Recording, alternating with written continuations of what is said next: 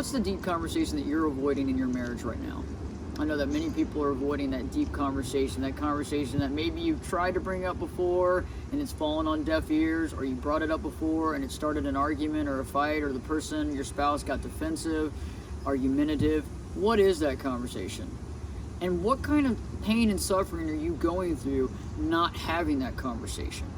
I found that the longer we hold something in, the more it eats at us, and when we don't have solution, the idea of not even having solution becomes even more of a problem. So what do? How do we bring these big issues up?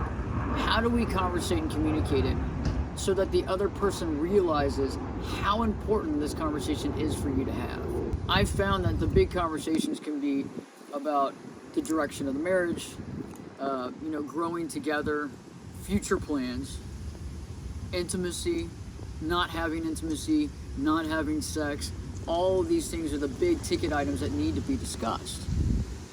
And the problem is that over time, either you shut down because you can't discuss, or the problem just seems to get bigger and bigger with no solution. And I've realized that if we want to try to save the marriage, if we want to try to exit the roommate situation, we have to ask ourselves, when am I going to continue? When am I going to bring up the big ticket item and talk about it? How am I going to do that? How am I going to bring it up? And how often do I need to bring it up to get that other person to understand how important this is to me? I've found that we have to try to break the ice at some point, because the longer we go without bringing it up, the more anger and resentment we have. Now, the other thing is also a problem too, that when we're not bringing it up, the person assumes everything's fine, or wants to assume that. But also, one of the biggest things is it can make us literally either step out of the marriage, find someone else that can take care of whatever it is that you're missing, whether it's communication, intimacy, sex, whatever that is, to find someone that can be there for that. Or we shut down. We emotionally shut down. And I found that when we shut down over a period of time, it takes a long time to resurrect, but also we're shutting down because we're not happy. We're shutting down because we're not able to express ourselves. And two people in a marriage, even though one person might be avoiding, they can still feel it. Everybody can feel it. And so it's like we're kicking the can down the road for just what? We keep kicking the can down the road to not have the conversations. How long do we have to go until things get so bad that you're tired of the marriage anyway? And I find that there is a place that we can have this conversation, and I feel that the more you bring it up, and not antagonizing, not screaming, not yelling, none of that. It's hard because you've probably been holding on to it, but bringing it up in a calm way. Hey, let's talk about this. We haven't had intimacy. We haven't been intimate. We haven't had these deep conversations.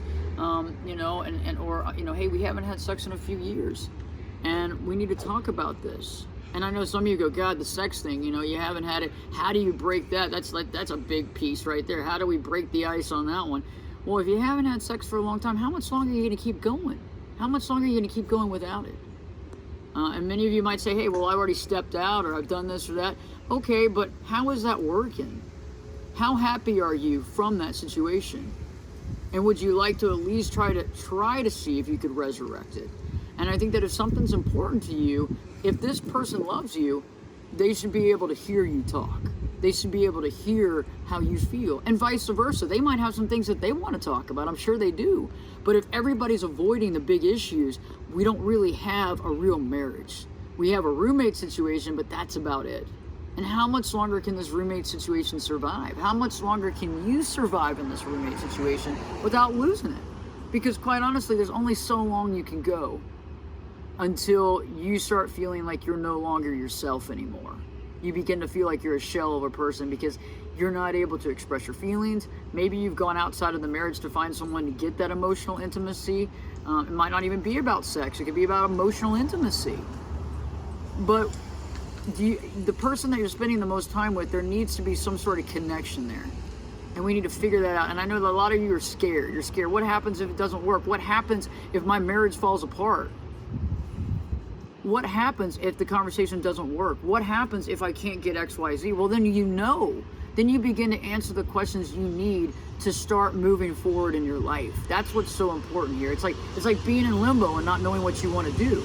There's only so long that one person can be in limbo without having answers to their questions. And if somebody really loves you and cares about you, even if the marriage has been a little bit separate lately, even if you feel like you're two people doing two different things, at one point in time that wasn't the case. And at the very least, you still love each other to some degree. And with that love, both of you need to start opening up and discussing how you feel, because time is ticking. Unfortunately, we don't have the unlimited amount of time. And so we need to make the time that we have the best. We need to do what we can. So think about that conversation you need to have and start planting seeds.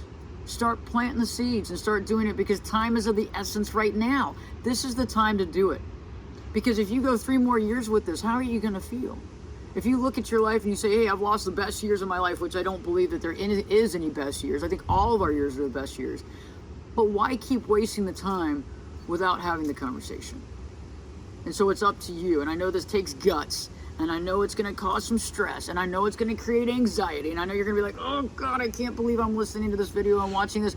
But I got to do something. Because you probably feel you're married, but you're alone. You're married and you come home every day and you get in your house and you got your kids and your spouse, but you are alone and you feel alone. I don't want you to keep feeling alone. I want you to feel like you have a support system. And one way or another, it might offend that person. They might get upset. They might get triggered. But we've got to have that conversation. And we got to keep having the conversation until something gets resolved, or until you know that you've done everything you can to try to change the situation. And at that point, then you have to make a decision. If you like this type of conversation that I'm having here and talking about the real issues, don't forget to subscribe to the channel. In the comment section, let me know, how are you feeling? What are the big issues that you need to discuss and get out in your marriage? What's that big one? I mean, most of us have that one big one, right? It's that one big one and all the rest of them pile on it. What is that? And I think a lot of it's similar for most of us. There's the similar situations. And so don't feel alone. Let's just get some more answers and find solution.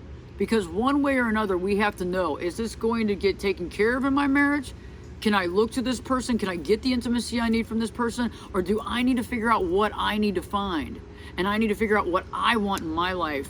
And that's one of the biggest things, is that's what we have to solve, because the most important thing is your happiness, your joy, your confidence, your feelings of being happy, being content, being loved. And that's what matters most. And everybody else deserves to be loved as well. But if you don't feel like your needs are being taken care of, we need to figure out what those needs are and see if this person can take care of them. And if they can't, then we need to figure out our next solution, or we need to figure out what we can do to actually create that within ourselves. If you like this type of content and you're looking for more of that when it comes to marriage or roommate situation or relationships for that matter, please don't forget to subscribe to the channel. In the comment section, let me know, what is that big issue that you haven't talked about in your marriage? What is that thing that keeps you up at night? What is that thing that you just can't seem to solve, that you need to talk it out with your spouse? This is important, because the longer we wait, the more time that goes by, the more stressful it becomes, and the bigger it feels. Because the issue just seems to get bigger and bigger and bigger because there's no resolve. What is that? I want to hear from you, because I can create more content based on this, because we need to help each other. And the biggest thing is that marriage needs to be a marriage. It doesn't need to be a roommate situation. And if we're in a situation that's not going to work for us, we need to begin to figure out how to create solution and what we can do. And maybe that person is willing to hear, but we have to give them the opportunity to listen, and we have to give the opportunity to listen to them as well.